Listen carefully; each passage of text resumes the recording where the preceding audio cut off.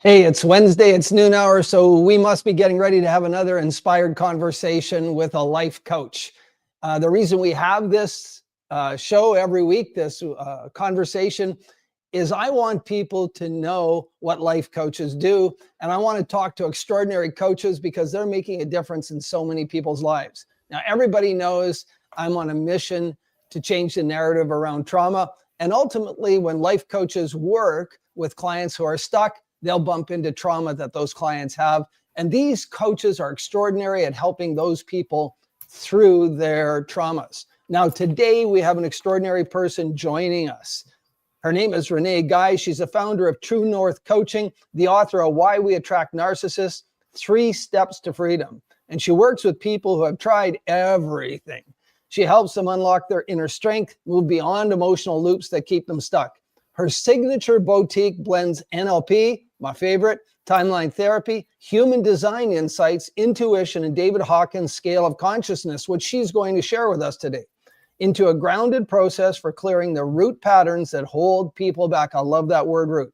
It's not about becoming someone new. It's about rediscovering who you are before modern life shaped you. Her signature teachings are attracting a narcissist as a wake-up call, not a life sentence. Life as a mirror, what your patterns are trying to reveal, why we repeat pain until we heal the root and how we rewire it, and from trauma to transformation, the frequency that shifts everything. Renée is known for seeing patterns others can't and naming what's unspoken with warmth, honesty, and precision. Her clients often say it's the first time they felt truly seen and validated. She doesn't just help people understand what needs to change. She guides them to enhance and embody it. So alignment becomes lived, not just discussed. And so for audiences ready to look beyond inspiration and step into integration, Renée sparks a shift from awareness to transformation. And here's her book. Everybody take a good look at it. Why We Attract Narcissists, 3 Steps to Freedom. I love the handcuffs coming off. Welcome, Renée. Thank you, Allen. I'm so glad you're here. It's been a minute. Yes, it has. There you go. So we always like to have the coaches tell their backstory because I think, I say it, this is one of my mantras, that our mess is our message. And so why don't you give us a little bit about your backstory and how you ended up being here today with me on the screen. And you can go back to the beginning or anytime you want. Sounds good. So I just want to first off say, when I refer to narcissist, I'm not talking about clinical narcissist personality disorder. Most people we encounter just never seek that diagnosis. I'm just speaking about those who carry those narcissistic patterns, the behaviors and energy dynamics that so many of us have experienced, right? And so my story, for the longest time, I just kept attracting the same type of toxic person in relationships. Oh, wow. It was almost like a career. So just attracting these people just in different bodies. And like years ago, every relationship was like deja vu. So I was always rescuing or fixing or providing for someone else, but yet feeling like a victim, right? I began Sorry, learning. I have to interrupt you. Give us some characteristics of this repeat performer in your life. Characteristics of them or myself? Yeah, of them, Oh gosh, like where they would just be this person that I would feel like I had to rescue or fix. They weren't showing up. And then at first it would feel like, oh, this great connection. And then most importantly, what their actions were never matched up to their words. Interesting. And I continually felt like let down, right? Wow. I thought this person was this, but then their actions are completely different. And they're not showing up for me as I expect a partner to. Wow. Mm-hmm. Yeah. So tying into that, I began learning about the drama triangle and realized I was constantly playing this rescuer and people-pleasing role in relationships. And I thought I was helping, but really, like the honest truth was I was abandoning myself. And that was such a hard truth to swallow. And I began to see how I'm responsible for all of this. And I was the common denominator. And Wow. that hurt. That hurt. That was a It had big to hurt. realization. That had to hurt. Yes. So I was ignoring myself and my intuition. and just recognize my lack of self-love and self-worth and just self-value. I was a mess. So here I am talking about my mess in my message, right? And that's when I Yeah. realized, like, healing isn't about blaming anyone else. Yeah. And so often we can do that, right? But it was about me looking in the mirror and finally seeing myself clearly. And this also connects to what I cover in my book about universal laws, the law of reflection. And it reminds us that every relationship we have is a mirror, reflecting back what we still need to see within ourselves, right? Your Yes. world mirrors your inner world. So that was a huge epiphany for me. Okay, so I'm creating this. What is within me that is Yeah. that, right? And this law can help us look at this from such a different perspective of understanding why narcissists are such potent teachers. Right? Wow, what a great reframe. What was the turning point? Now, you've been looking in mirrors since you're a little kid. We all have, right?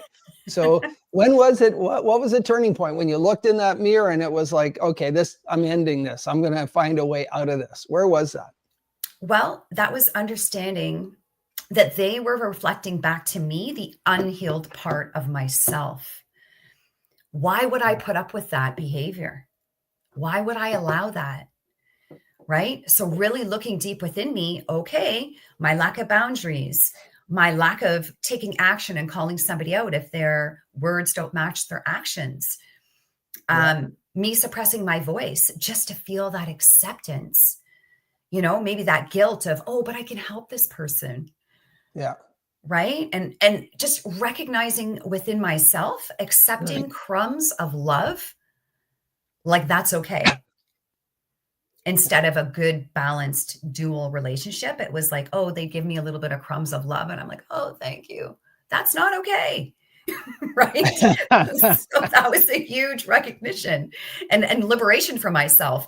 Yeah. So instead of why did they treat me that way? I'm asking myself, well, what in me allowed that? What about my values and my standards? Yeah. So that was a huge self-reflection for myself. That is huge. Yeah. I'm going to ask Neil to turn off my mic for something. I'm like a cat with a fur ball here. Turn off my mic.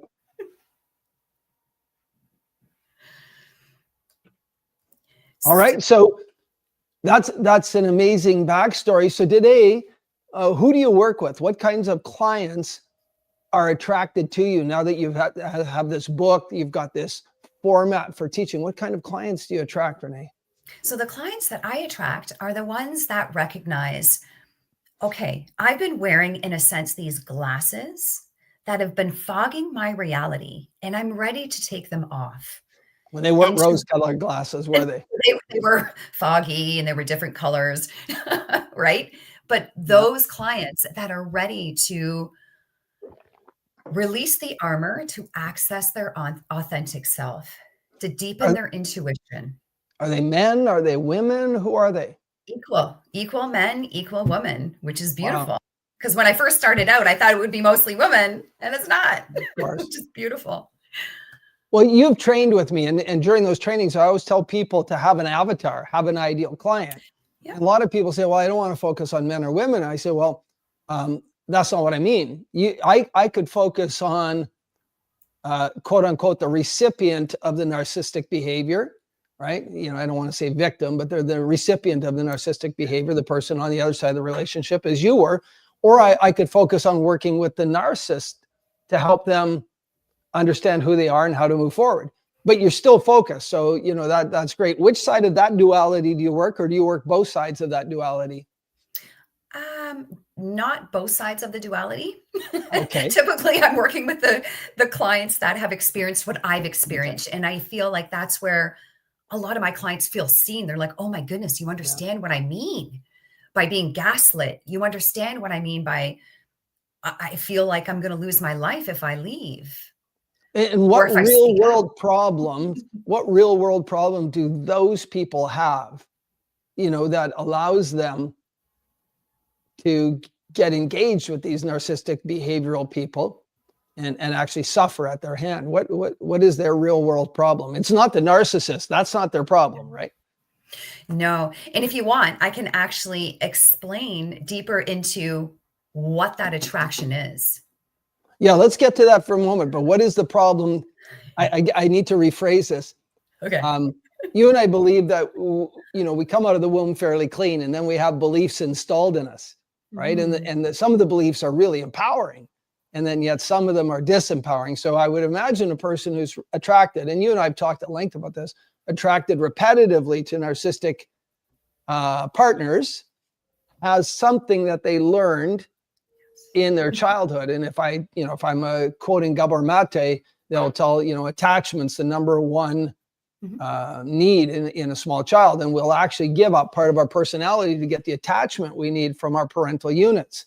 And I wonder this about everything, Renée, from eating disorders to any kind of behavior that doesn't serve us as adults. I wonder, what did they, especially people who feel unseen or inauthentic. When an adult feels inauthentic, I often ask myself, what part of themselves did they give up as a young child to get the attachment they need? And now they feel inauthentic because they've left some part of themselves as a child, right? So I'm wondering, I want to go in deep where you want to go, but I want to know, just in generalities, what's the real world problem most of these people who are recipients of narcissism, what is their real world problem? Self-love and trusting themselves. Wow. Because they've had, just like myself, those pings of intuition, but you ignore it and you continue to ignore yourself and you gaslight yourself. Because you don't feel worthy of being loved? Because you've created this identity and this attachment. So yes, that is also included in this. Oh, wow. But it comes down to just broad. If I loved myself enough, I would never put up with this behavior. But I'm doing it. I'm doing it because I feel like this is all I'm worth. Yeah. Because I can't do any better. It's the story that you've been telling yourself for so many years. Once you change the story, your results are going to change. Right? This is such a fascinating subject. And as you were talking, I was thinking about how we mature in life, right? When we're in our 20s, we have certain goals and aspirations. Then in our 30s, I joke that men don't evolve very much past 18, right? We want to eat, we want to watch sports, and we want to have sex, and then we want to sleep. And as long as we can do those things repetitively, we're pretty happy. But women are in this constant evolutionary journey. And your biology ensures that you enter a procreation stage or a partnering age, and then a career age, and then your kids, if you have them, have left the nest, and now you're in now you're pursuing your career. And my experience of women is they become more communal, and men become less communal in productive ways. May hang around with their pub gang, but women start joining in communes to change the world. And then you go through the change of life in your late 40s or 50s, and now you really start making a difference, and men sort of just stay, who they were at 18 or 20 or 25. So when you're talking about this, it's really interesting. I wonder what age were you when you had that look in the mirror and you said, okay, this isn't okay? I was about 30, 30, but this Wow. also ties into a traumatic incident that I experienced. Okay. And I was at the bottom of, at a point where I couldn't work. I was suicidal. And as I can reflect back, I needed that. I needed that to completely reevaluate how I was living my life, my Wow. values. And when that happened, yes, I was doing healing. However, I was intellectualizing my pain. Yeah. Right. And it was only until I had remnants of PTSD symptoms. It was when we worked together and I learned through you, that was the icing on the cake, where I was able to embody my healing. Yeah. Did that answer your question? Yeah, it does. I was interested in, your clientele, how their age impacts their or how long they've endured this being recipient of narcissism, and how deeply have they taken it in as identity. This is who I am, right? And you, as you explain that, this isn't who I am. This is how I'm behaving today. Exactly. And therefore there's a presupposition that I don't have to do it anymore. Yes, that's correct. Wow. Yeah. So until they embody that and recognize it, I have a choice to make. I can decide differently and put myself first, right? If you look at the common denominator as well of people who are attracting narcissists, so often it's men and women who are just losing their voice or putting themselves last or second and not focusing on themselves. Yeah. That's another pattern that I'll say. Geez, we could go all over with this conversation, because Absolutely. I think the fundamental concept of marriage actually legitimizes that, a man and a woman will come together, the woman will lose her voice and her name and become, literally an asset of the man, and especially an economic asset. If we talk to the feminist movement or my wife, she would agree, right? That institution almost ensures partial loss of voice, Right. outside the boundaries of the house. This is fascinating. So let's dig in. You were going to share with us something with us. How do you help people today? What's your methodological approach? So my approach is this. I follow the sequence of neurolinguistic programming and timeline therapy that I learned from you, but I also put in a few boutique things in there specific to what my clients need, whether it's human design and running their chart and looking at what is their intuition.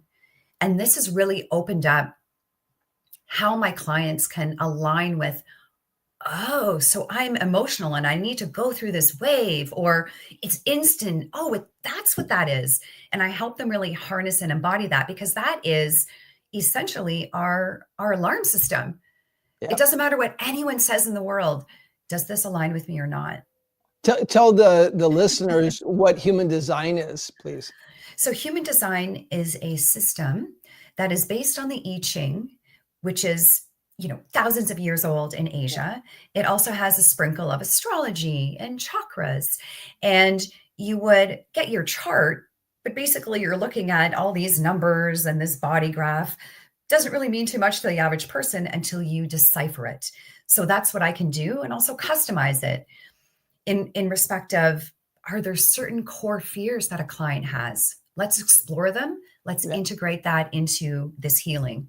So I also integrate, if it connects with the client, inner child healing or somatics. What does the emotion look like? And that's sometimes been incredibly healing for clients, right? Like I had one client talking about a dragon, and this dragon just needs love from me. Beautiful. God bless you work with those clients, because you know my tolerance for that stuff. I know. I weaponize everything I have. Like, I'm going to find the root cause. I'm going to hammer it. I'm going to take the person of the future. I'm going to future pace the hell out of their success, and then I'm going to go let them live their life. So God bless, there's coaches like you who will dance with dragons. It ain't me, as you know. That's beautiful. That's beautiful. And you were going to share a screen or some information with us? Yeah, so I'd love to share this.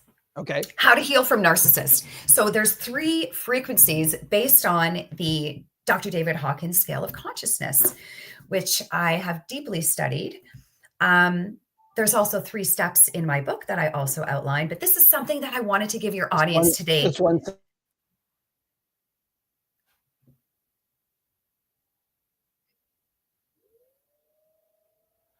Mike. I can't hear you.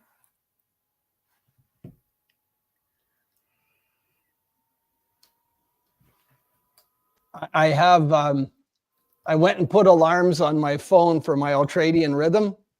And so when I'm in the low spot of the ultradian rhythm, I'm supposed to take a 10-minute break.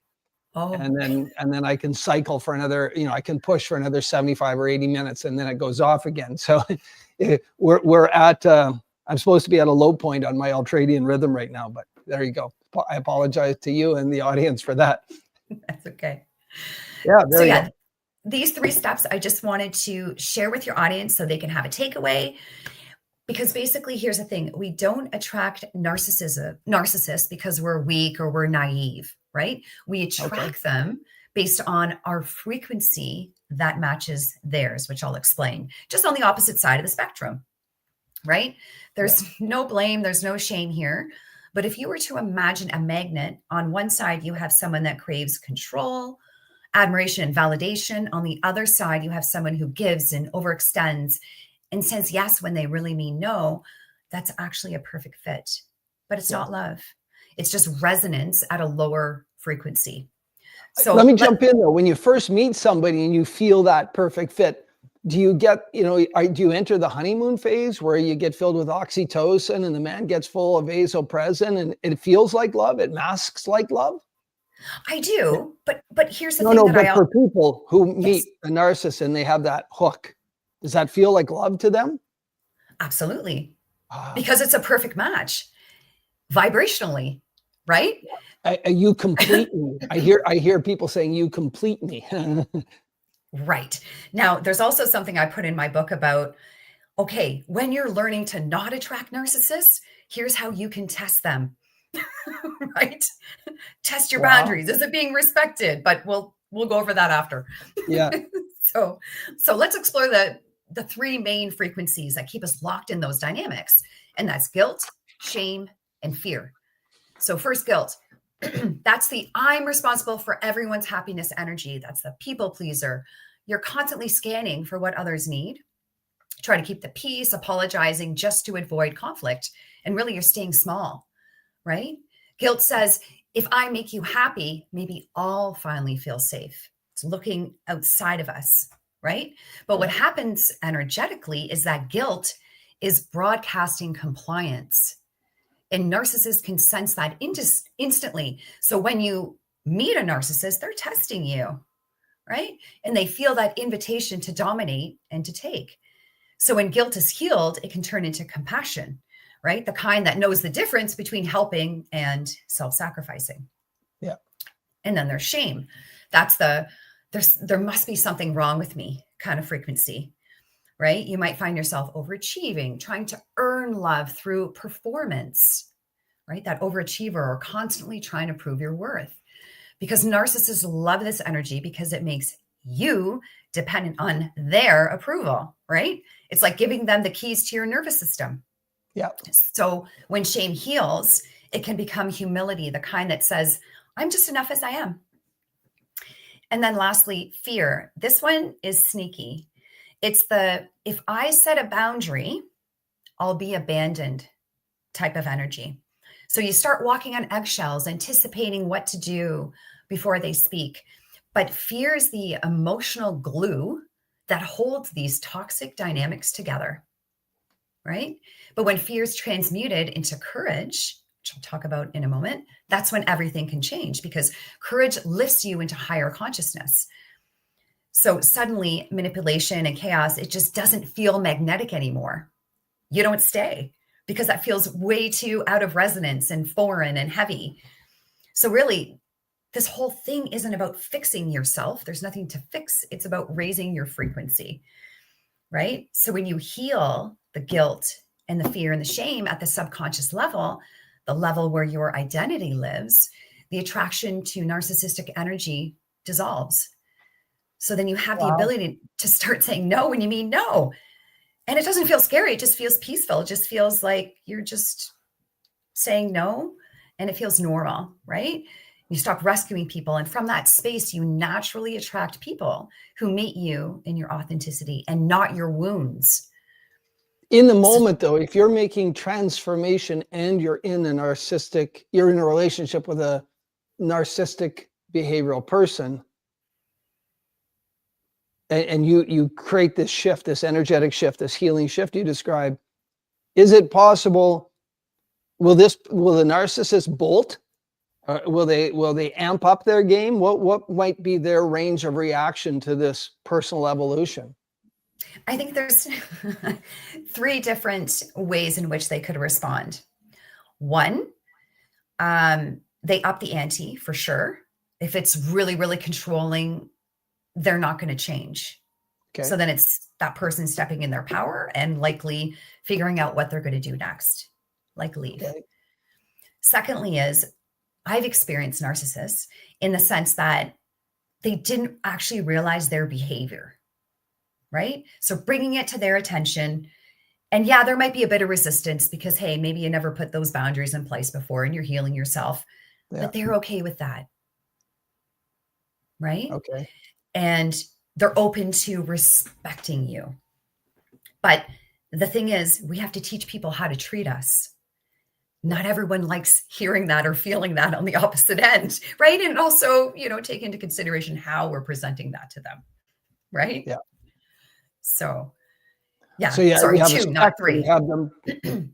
You'll have people who up the ante, and you'll have people who say, "Oh my God, I didn't realize I was doing that. Yeah. How do we make this better?" So Exactly. yeah, very, very, very interesting. Yeah. And I think the real secret is we don't change who we attract by changing our behavior alone. We change it by shifting the energy we lead with. Yeah. So in my coaching, when we work with the big 5 emotions, right? As you Yeah. taught me, unresolved anger, sadness, hurt, fear, and guilt.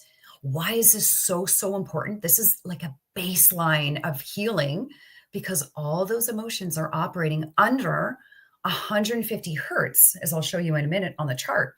So this removes the fog and the thunderstorms and the snowstorms of our perception so we can more easily access our authentic self, our courage, objectivity, and neutrality, right? Because when you're clear, there's less fear, and that clarity raises your vibration. You mentioned the big 5, and you and I know through our work that the root cause of the big 5 is always before 7 years old, right? It's always in that imprinting phase. And we also always clear shame, as we do a big 6 now, because guilt and shame aren't the same. And then I don't do any trauma work until we've done that, clear those fundamental emotions. I'm interested because, it's my obsession about trauma, but I'm interested in actually both sides of the duality. I wonder what things happened to the narcissist before they were 7, and I'll go find a coach who works with narcissistic people and I'll ask them. But for you, I wonder how much small t childhood trauma, and then, you said you had a trauma, a large T episodal trauma sometime around 30 that led to your thing. I wonder how much small t and large T trauma your clients through your work that you uncover, and when you resolve that, what impact does it have? Well, it's interesting. I'm going to cover a slide in just a moment here. Yeah. I'm going to talk about the big 5, but I'm also going to connect the shame, fear, and guilt when someone's attracting narcissists, but also what narcissists, those emotions, so people can see what they're dealing with. Yeah. So let me do a slide here.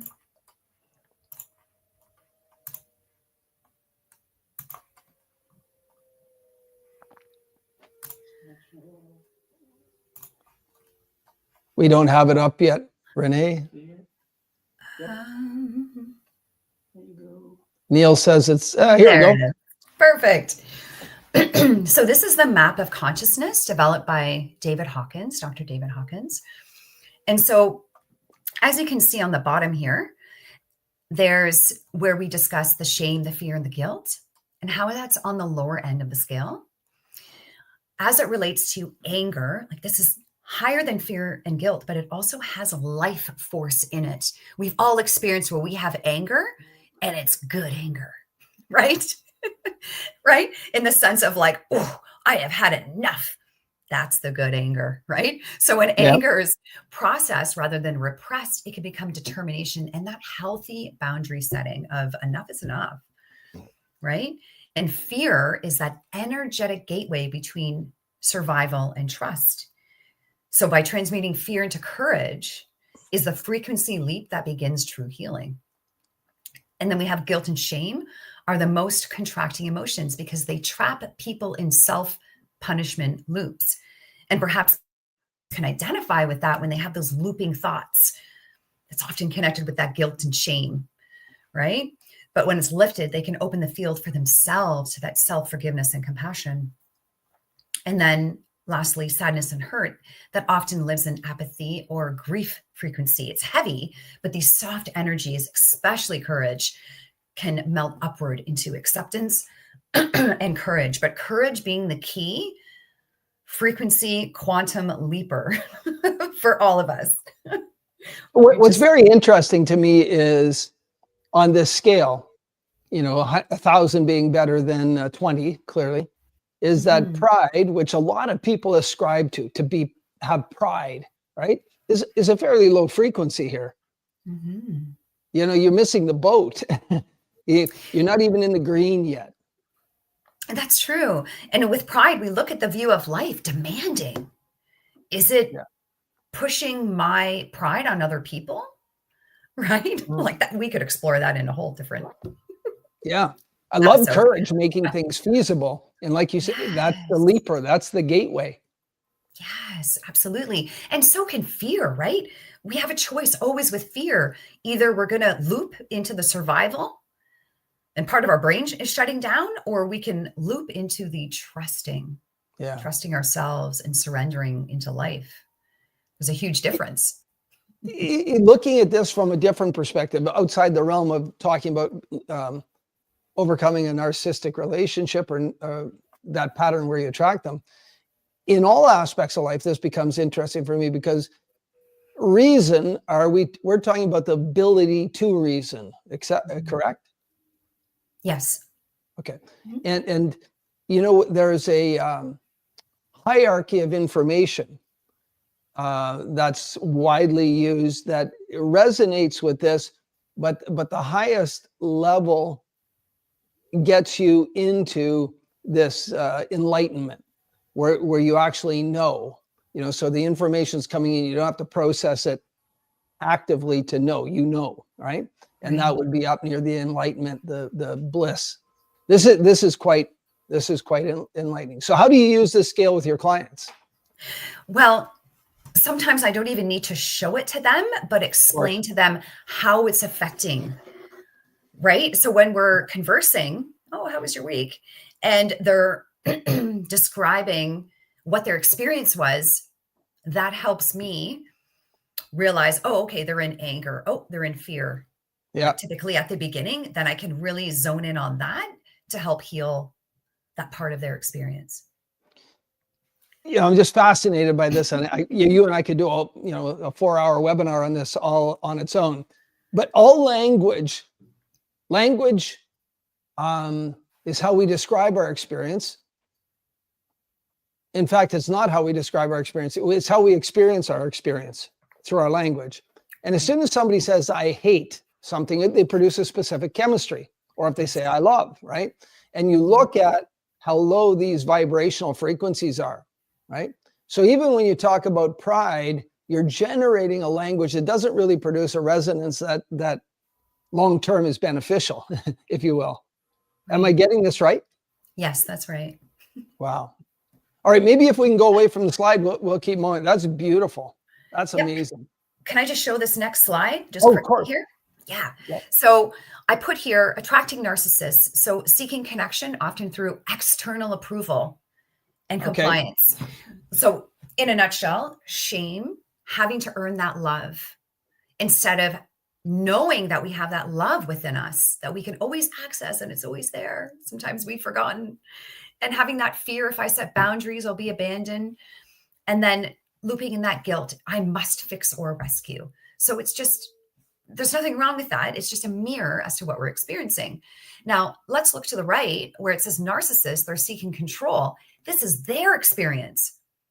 Shame, I'm not enough. Fear, if I'm seen, I'm going to be rejected. Fear of being exposed. But see those two connections, the top two, attracting and narcissist, and then pride for narcissists. I must appear superior to stay safe. It's just a shield. It's to hide their shame. Right? And then that desire for admiration, power, or status.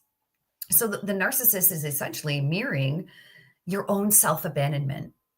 What's interesting to me in this, and this now we're into the duality that I was asking about earlier. Exactly. Now it's here. It's beautiful. Guilt is only on one side. Right. Yeah. That's profound. That is profound. Wow. And the frequencies match each other. Exactly. Except in the guilt. So the narcissist can keep going in their narcissistic behavior because they replace guilt with pride and desire. Wow. Exactly. Yeah. Very clear. Do you want me to stop sharing? Please. And let's, so when people work with you, what's the benefit? How does life look different, sound different, feel different for them when they're done, when you're done? So it's a transformation where they can stop people pleasing. They start honoring their truth, connecting with themselves, being able to access healthy anger, healthy sadness, healthy emotions, right? And with trauma, being able to look back at an experience, just like how I experienced, where it's, wow, that was just an experience, but I don't have to access all these emotions. And I can look at it with objectivity. And yeah, instead of that pain. So it's also, I help clients rebuild self-trust and confidence and calm and feeling good in their skin, like safe in their own body again. So I also teach clients how to do a vagus nerve reset. I mean, that's less than 2 minutes. Super easy tool that they can do, right? I mean, I had one client say to me, it's like magic. I can remember my trauma now without even reliving it. Right? Or embodiment was the missing piece that therapy never gave me. And that's a common piece that I find as well with who I'm attracting is either they've gone through EMDR or years and years of therapy, but it feels like for them, there's something missing. And there is. Yes. It's when we teach or use timeline, right? And you bring a person back to now and you say, can you remember any event in the past in which you used to be able to feel that old emotion? They go, oh yeah, I can. And you know what I've taught you guys is that, Yes. you know, ask them, do you actually see the context in which you previously felt sad, or actually, are you actually feeling sad? Oh, no, I just see it. Cool. Right. Well, that's now becoming a coherent memory. Yes. Right? You now see those events in the past, but you're not triggered into inappropriate or unwarranted emotions in this moment in time. That's so brilliant. I appreciate that. So, you know, if there's we host this live and we don't often have a ton of viewers live, but we put it up on YouTube, LinkedIn, Facebook as a recording, and we get hundreds of viewers. And so if a person who is in, as you say, like they're the serial receiver of narcissistic behavior, what would you like a call to action that you would like them to get? What would you like them to know? What would you like them to do if they're that person? To start, well, first off, do what it is you can that feels right for you to be able to regulate your nervous system. Because the more moments that someone is in a situation like that they can feel calm and peace and safe, even if it's in their car, right? Then clarity can come with that peace. Then that connection with their deep self can come. And that inner voice, that inner light can start shining. And I feel like that would be one of the first steps, is reconnecting themselves back to themselves, right? Like starting to remember who you are, that you are powerful, right? Yeah. That it's a choice. And you coming home to yourself is going to be probably one of the biggest successes of your life. Wow. Right? Beautiful. And one day you'll be able to look back and say, thank you. That person did me a solid, because look at who I am today. Right? That is a beautiful reframe, right? Somebody comes in and points out something you're doing in an inappropriate way. So the relationship with a narcissist, and you can reframe it and say, thank you. Thank you for that. I was going to continue that pattern, but you put it right here. And now I've addressed it and I've stepped into my true strengths, my true being. That's a beautiful reframe. What else would you like people to do? You know, are you running workshops, webinars? What are you doing? What would you like people to do if they believe they're the recipient of repeat narcissistic behavior? Well, one thing they can do, I will have ongoing workshops. I'd love to start a podcast soon. So I am working on that. But what I have developed is something which is a frequency audit, frequency mirror audit. So it's free. Basically, it's just a few questions, and that will help someone identify, okay, where am I on the scale? And then once those results are emailed back to me, I'll either send a personalized video or audio helping them, along with a workbook that I provide on how they can support themselves. Wow, that's a great call to action. So everybody who watches this, if you believe you attract narcissists, go to Renée's site, download that frequency. Do you call it a scan? A frequency? A frequency mirror audit. Beautiful. A frequency audit. That's awesome. What we're going to do now, Renée, we're going to go out to questions. Let's just put it out there. We've got a few people watching. Let's hope they pump up some questions for us. Let's see if they can trip you up. Sprinkles of wisdom. What's the best response to a narcissist? Piss off. Sorry. It depends on the context. Like best response as to kind of what's going on. All right. So give us a bit of a range. What do you mean by that, the context? So what I think I'm hearing you say that there might be contexts where you don't want to respond too powerfully to a narcissist. You might want to create distance, but there's other times when you might want to behave differently. Give us some context for that.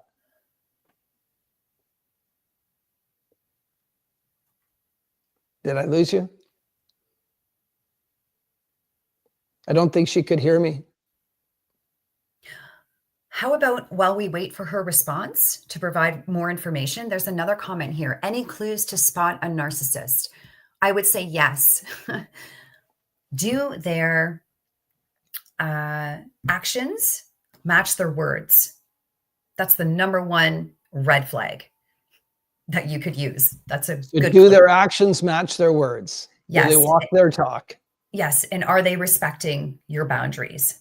So a quick example, my fiance, when I first met him, he was put through a whole bunch of tests that he was unaware of.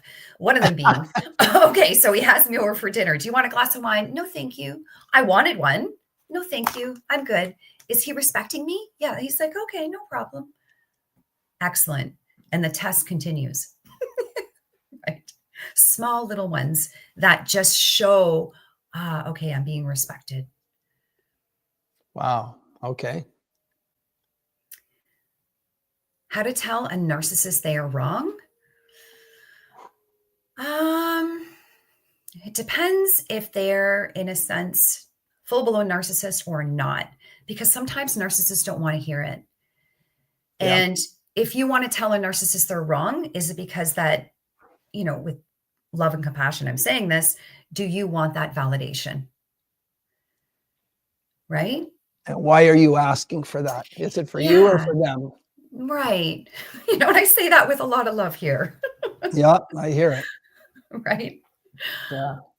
And oh my goodness, the most rewarding part of being a coach is hearing the most amazing transformative comments from my clients. Nice. That they feel like they're able to live again, that they're themselves and they're comfortable and they're successful and they're aligned and they're authentic. That's so beautiful. Neil, are there any more questions in the commentary? No? Cool. So in the show notes, wherever we're posted, there's going to be links to Renée's book, to her frequency scan, to her website. So I encourage everybody to download or buy her book, purchase her book, book a frequency scan. And I'd like to put there we go. Everything's up on the screen, truenorthcoaching.org, and on Instagram, Y_we_attract_narcissists. Beautiful. So I'd like to put a bow on it here. If I interviewed 10 or 12 of your clients, what would you like them to say about you, Renée? That they feel truly seen, they feel empowered, and they feel aligned. Nice. And they feel supported in a different way that they haven't felt supported before. That's so beautiful. We'll put a bow on it right there. Renée, thank you so much. This has been an amazing conversation. Thank We you. could have gone so many places and so deep. We'll have to do another one. But thank you so very much. I know why Joe Rogan does 3-hour interviews. Right. Thank you so much, Allen. Thank you. Bye. Bye-bye.